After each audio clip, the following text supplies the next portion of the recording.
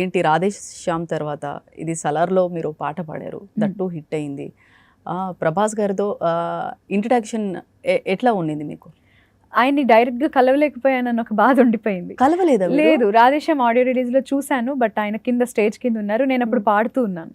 So నా పాట అవగానే నేను వెళ్ళిపోవాల్సి వచ్చింది తొందరగా. సో ఆయన తర్వాత స్టేజ్ ఎక్కి చాలాసేపు మాట్లాడారు, బట్ ఆ టైంలో నేను లేను. ఆయన కలుద్దాం, ఒక్క ఫోటో తీసుకుందాం అని అనుకున్నాను, బట్ ఆయన అక్కడి నుంచి బ్యాక్ స్టేజ్కి రాలేకపోయారు. ఆయన చుట్టూ మనుషులు ఉండిపోయారు, ఆయన మాట్లాడాల్సి వచ్చింది. సో మిస్ అయిపోయాను అప్పుడు. బట్ ఈ మూవీ అట్లీస్ట్ ఈ మూవీ అయిన తర్వాత రిలీజ్ అయ్యాక పెద్ద సక్సెస్ పార్టీ అరేంజ్ చేసి అందులో ఆయన కలవాలని, అలా అంత పెద్ద సక్సెస్ అవ్వాలి మూవీ. ఆయన కలవడానికన్నా నేను ఆ ఫంక్షన్కి వెళ్ళాలి. ఓకే, అసలు అంటే మనం అనుకుంటాం కదా ఖచ్చితంగా ఈ సాంగ్స్ పాడారు అంటే ఇంట్రాక్షన్ ఉండొచ్చు మేబీ అని అనుకునే వాళ్ళు చాలా మంది ఉన్నారు. అనుకున్నాను నేను కూడా. అట్లీస్ట్ కేజీఎఫ్కి వెళ్ళినప్పుడు సలార్ పోస్టర్ ఉండింది నేను చూసినప్పుడు. మేబీ మేము ఉన్న 2 daysలో ఏమైనా సలార్కి సంబంధించి వస్తారేమో అని కూడా ఫీల్ అయ్యా అప్పుడు. ఓ కేజీఎఫ్ లో సలార్ అక్కడే పోస్టర్ చూసాను. పోస్టర్ ఆల్రెడీ నేను 2 years ముందే చూసాను. మూవీ అనౌన్స్ చేసినప్పుడే పోస్టర్ చూసాను.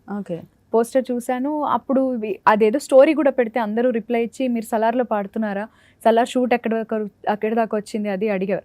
అసలు నాకేం తెలియదండి సలార్ గురించి, నేను జస్ట్ పోస్టర్ మాత్రమే చూశాను, కేజీఎఫ్కి వర్క్ చేయడానికి వెళ్ళానని చెప్పాను అనమాట.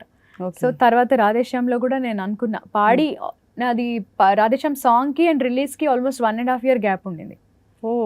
చాలా గ్యాప్ వచ్చింది.